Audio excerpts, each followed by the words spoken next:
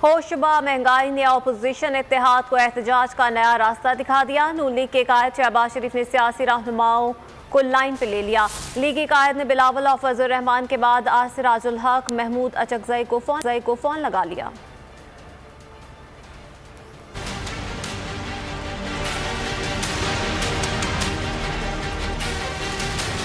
मौका मिल गया, तहरीक तेज कर लो। अपोजिशन ने बढ़ती हुई महंगाई को हुकूमत की दुखती रग बना दिया। अवामी मसले पर सियासी महाज पर बड़े गेम की तैयारी। शहबाज शरीफ का हुकूमत मुखालिफ जमातों को महंगाई पर एतमाद में लेने का सिलसिला जारी। कल बिलावल और मौलाना और आज अमीर जमात इस्लामी और पश्तूनख्वा अवामी मिली पार्टी के सरबराह को लाइन पर ले लिया। शहबाज शरीफ ने सेनेटर सिराजुल हक और महमूद खान अचकजई से बदतरीन महंगाई के खिलाफ पार्लियामेंट के अंदर और बाहर भरपूर रद्दअमल देने पर तफसीली मुशावरत की।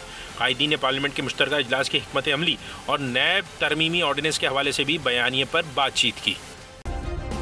सब्सक्राइब करें और बेल दबाएं ताकि कोई खबर रह न जाए।